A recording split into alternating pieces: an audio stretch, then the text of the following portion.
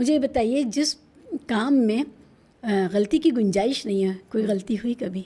Shiva honestly शुरू शुरू में होती थी, नोटिस हो जाती थी वो? नोटिस भी हो जाती होंगी, लेकिन मेरे साथ मेरा एक गलती को कवर अप करने का एक तरीका है मेरे पास कि मैं मुस्कुरा के उसको वहीं उसी वक्त ठीक कर देती हूँ। जैसे मैं आपको बताऊँगी, एक प्रोग्राम में एक अवार्ड फंक्शन था। अवार्ड फंक्शन में उन्होंने मुझे बोला कि आपको ये लिस्ट है। अब उन्होंने वो मुझे लिस्ट जो है वो बिल्कुल लास्ट मिनट पे पकड़ाई। कई बार क्या होता है, ऑर्गेनाइजर्स बहुत स्ट्रेस्ड होते हैं, वो इतने सारे 3 दिन का प्रोग्राम कर रहे हैं, उसमें शाम को अवार्ड्स हैं, तो कई बार वो आगे पीछे होता जाता आगे पीछे होता है। और कई बार क्या होता है, ट्रॉफीज़ नहीं आई होती हैं, वो आ रही हैं, वो नाम उधर उधर हो गए तो वापस बन रही हैं, कुछ भी होता है, तो उस चक्कर में वो आगे पीछे होता ही है। और कई बार तो ऐसा होता है, बहुत बड़े बड़े प्रेस्टिजियस इवेंट्स जिनका मैं नाम नहीं लूँगी, उसमें भी मेरे को इतनी मोटी डेक दी जाती है अवार्ड्स की, जिसमें उनका साइटेशन है सब है, और वो बोलते हैं कि अभी पहले 14 बोलो फिर 1 बोलो। तो मैं ऐसे ऐसे उसको फोल्ड करके मार्क करती हूँ, या फिर मैं अपने वो चिट्स लगाती हूँ कि पहले मुझे यहाँ जाना है फिर यहाँ जाना है, स्टिकी नोट्स लगाती हूँ। तो ये सब होता है, ये सब मैडनेस होती है। तो एक बार क्या हुआ, उन्होंने मुझे दिया फॉन्ट 9 में, जबकि मैं बहुत क्लियर होती हूँ शुरू शुरू में कि भाई मैं 16 फॉन्ट तक पढ़ सकती हूँ, उससे कम मेरे को स्ट्रगल होता है। तो मैं सबको पहले ही बता देती हूँ, मुझे जो आप प्रिंट आउट दें वो 16 फॉन्ट में दें। And you have to maintain a distance between your Yes, face, your exactly. gaze and the object you are looking right, at. सो वो 9 फॉन्ट में उन्होंने मुझे दिया। मेरे को थोड़ा सा गुस्सा भी आया, मैंने शायद गुस्सा जताया भी ऑर्गेनाइजर्स के सामने थोड़ा सा कि देखिए आपने क्या कर रहे हो, लास्ट मिनट आप मेरे को लिस्ट दे रहे हो और आप 9 फॉन्ट में दे रहे हो उसमें। लेकिन उन्होंने 9 फॉन्ट में उन्होंने एक IIT IIIT कुछ लिखा हुआ था। अब वो IIIT मैंने IIT पढ़ा, मैं तो वैसे ही डिसलेक्सिक हूँ, अब मैं उनको बोल तो सकती नहीं मैं डिसलेक्सिक हूँ। अब वो मैंने पढ़ा, फिर एकदम से वो लोग आने लगे तो मुझे लगा कि मैंने कुछ गड़बड़ की है। वो फेस पे दिख जाता है ना जब अवार्डीज आ रहे हैं अवार्ड लेने। फिर मैंने वापस देखा, मैंने कहा ओ राधा IIIT। पर आप जब कॉन्फिडेंटली बोलते हो और स्माइल कर देते हो उसके साथ, तो ऐसे लगता है कि हाँ कोई गलती हुई नहीं। तो इस तरह की गलतियाँ हुई हैं कभी कभार इन सिचुएशंस में। लेकिन अब मैं उसके बाद मैं बहुत केयरफुल हो गई। और आई थिंक मैंने ये देखा है, जितना ज़्यादा मैं मेडिटेशन को अपना लाइफ का हिस्सा बनाती आई हूँ, उतना मेरा माइंड बहुत क्लियर होता जाता है। तो वो उसमें रिटेंशन की एबिलिटी बढ़ गई है, फोकस बढ़ गया है। तो कई लोग मुझसे पूछते हैं कि आप स्क्रिप्ट्स ऐसे मेमोराइज़ करके बोल देते हो, कैसे कर लेते हो बिल्कुल एग्जैक्टली, और बहुत मतलब you not even looking at paper और क्या हो रहा है। वो बिकॉज ऑफ मेडिटेशन मेरी मेमोरी की रिटेन करने की एबिलिटी बढ़ी है, याद करने की, और फोकस बहुत बढ़ गया है। तो अब गलती इसलिए नहीं होती। तो माइंडफुलनेस और स्पिरिचुअलिटी को कहीं ना कहीं मैंने अपनी लाइफ में हर जगह एक हिस्सा बनाया है उसको। तो उस कारण से आई थिंक यानी कि आप जो काम करती हैं डूब के करती हैं। हाँ, I think I have a lot of depth about me. Otherwise also मुझे लगता है कि आई थिंक हर इंसान में डेप्थ होनी चाहिए, और आई थिंक डेप्थ से ही एम्पैथी आती है और जेन्युइननेस आती है। जब आप जो काम कर रहे हैं वो आप जानते हैं, उसमें आपकी दिलचस्पी है, इन्वॉल्व है, वो सिर्फ इसलिए नहीं कर रहे हैं कि आपका एक कॉन्ट्रैक्ट हुआ है। जी। क्योंकि नहीं तो बाकी चीज़ें जो हैं MC बनने के लिए, एंकर बनने के लिए, कि आपको बहुत अच्छा पढ़ना चाहिए, you should read a lot, और आपको नॉलेज गेन करनी है, वो सब तो हम करते ही हैं। मैं इस पर आना चाहती थी कि जो नए यंगस्टर्स हैं और इसको करियर बनाना चाहते हैं, वो कैसे तैयारी करें अपनी? तो आई थिंक पहले तो जॉर्ज जेसेल एक वो हैं, बहुत बड़े जर्नलिस्ट रह चुके हैं। उन्होंने एक कोट, एक बहुत इंपॉर्टेंट बात बोली थी पब्लिक स्पीकिंग को लेके, which is if you haven't struck oil in the first 3 minutes stop boring. तो आप पहले 3 minutes भी नहीं, आई थिंक 3 seconds उन्होंने बोला होगा, I am quoting him. 3 minutes तो बहुत होता हाँ, है। 3 seconds, if you haven't struck oil in the first 3 seconds stop boring.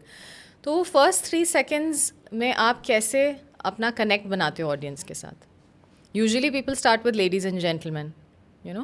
लेकिन अगर आप कोई एक अच्छी सी बात बोलते हो शुरू में, आप एक कोट बोलते हो, आप एक रिसर्च स्टोरी टेलिंग करते हो, एक एनालॉजी बताते हो, या आप ऑडियंस को उनके बारे में कुछ बोलते हो, उनको इनकरेज करने के लिए, एंथूज करने के लिए, तो वो सब टेक्निक्स होती हैं to basically make sure that you broken the ice. सबसे पहली चीज़ होती है आइस ब्रेक करना। जी हाँ।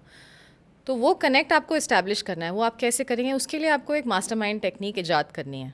अब आप वो अपनी नॉलेज के थ्रू करते हो, आपने बहुत सारी किताबें पढ़ी हैं, वहाँ से कोई अच्छी सी स्टोरी बताने में करते हो, एनेक्डोट्स लाते हो कहीं से, या आप कोई जोक सुनाते हो, या आप सबको बस इनकरेज करते हो, तो आपकी टोनैलिटी सही है, वो सब आपको देखना पड़ेगा कि आप किस तरह का प्रोग्राम कर रहे हो। आप एक गवर्नमेंट प्रोग्राम में तो आप लोगों को एंथूज या इनकरेज नहीं कर सकते, वो सीरियस काम है। तो हर काम की एक अलग अलग मतलब तरीके से आपको स्ट्रैटेजी बनानी पड़ती है। पर्सनल ग्रूमिंग पर क्या ध्यान देना होता है? पर्सनल ग्रूमिंग जब मैंने शुरू किया था मैं बड़ी टॉम बॉय की तरह शो करने जाती थी, मैं लिपस्टिक भी नहीं लगाती थी और मुझे फिर फीडबैक भी मिलता था कि आपने लिपस्टिक नहीं लगाई है, मतलब बिकॉज हाँ कि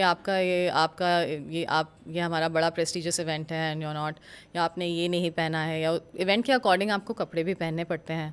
तो जैसे आप एक प्रोग्राम, अगर आप एक कॉर्पोरेट कॉन्फ्रेंस कर रहे हो तो आप बिज़नेस सूट पहनते हो। अगर आप एक G20 जैसे मैंने किया पिछले साल तो मुझे साड़ी पहननी होती थी, इंडियन हिंदुस्तानी परिधान।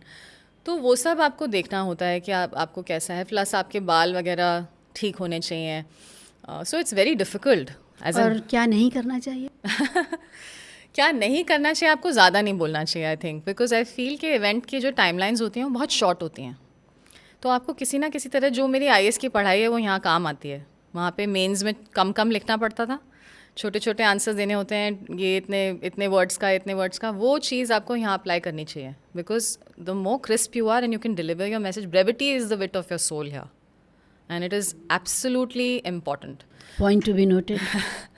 So a lot of people talk a lot. I think वो tendency हो जाती है because when you're in front of an audience आप nervous भी होते हो, तो आप कभी कभी ज़्यादा बोल जाते हो। तो आपको नपा तुला ही बोलना है जितना ज़रूरी है, और उस नपे तुले में आपने engage भी करना है।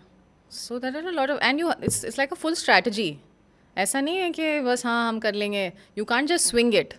तो जो भी MC बनना चाहता है या एंकर बनना चाहता है उसको ये थोड़ा सा ध्यान देना चाहिए कि उस चीज़ की भी पूरी एक स्ट्रैटेजी अपने दिमाग में होती है कि मैं इस तरह से करूँगी, यहाँ मैं इतना ही बोलूँगी। और फिर lot of things happen impromptu. Calculated casualness that is also there. These Calculated casualness, yes. तो when you're on stage, a lot of people will come and speak something, एकदम से आपको कुछ बोलना पड़ जाएगा। कई बार you have to be prepared to be able to think on your feet. आप तुरंत सोचेंगे, आप तुरंत उसका एक सोल्यूशन निकालेंगे। कई बार ऐसा होता है कि मेरा फाइनल अवार्ड होता है, बड़ा प्रेस्टिजियस अवार्ड है, सबसे prestigious, everybody is looking forward to it, और सडनली आपका जो ऑडिटर था वो गायब है, वो उसने सोचा कि बाद में आएगा थोड़ा तो मैं कॉल ले आता हूँ। तो कोई नहीं, अब आप एंकर क्या करें, वो नहीं है, you announce the name, that person is not there to come and announce the most prestigious award. Then what do? You have to have stories, some jokes, some interesting, intelligent ones, which you can say, which will bring a smile on the face of the audience, and they'll be like, okay, fine. And by the time that person will be brought in, उनको phone करके बुला लिया जाएगा। तो आपको वो gap fill करना भी आना चाहिए। That is a scary blank ना, जब ऐसा होता है। I know. ऐसा मेरे साथ बहुत बार हो चुका है, लेकिन मैं अपने हर शो के लिए 3-4 औजार ये वाले लेके जाती हूँ कि अगर ये ब्रेक आएगी तो अगर ये फोटोग्राफी इवेंट है तो मैं एक कैमरा रिलेटेड कहानी और जोक बना के उसको इस तरह से प्रेजेंट करूँगी that everybody will have a smile on their face. तो वो मैंने किया है and that is very important. There are a lot of, मतलब ऐसे इंस्टेंस आते हैं जब आप एकदम से एक ब्लैंक मोमेंट आया या फिर अवार्ड डे है या कुछ है, तो आपको उसको सबको संभालना पड़ता है। So there is a lot of handling a lot of things on stage. कई मेरे जो सीनियर्स हैं उनसे भी मैं सीखती हूँ। जैसे आपके साथ 2 लोग दिए जाते हैं आपको हेल्प करने के लिए, जो अशर करते हैं, ट्रॉफीज़ को लाते हैं या कुछ करते हैं, तो उनको भी आप पहले उनके साथ आप एक टीम बनाएं। वही एम्पैथी जो है जिसकी बात आपने करी, आप जाएंगे शो पे, शो शुरू होने से आधा घंटे 2 घंटे पहले आप वहाँ हैं, तो आप सबसे इंटरेक्ट करके आप उस टीम का हिस्सा बनते हैं पहले तो, ताकि वो आपको आपकी परफॉर्मेंस में हेल्प करेंगे और आप उनको भी हेल्प करोगे।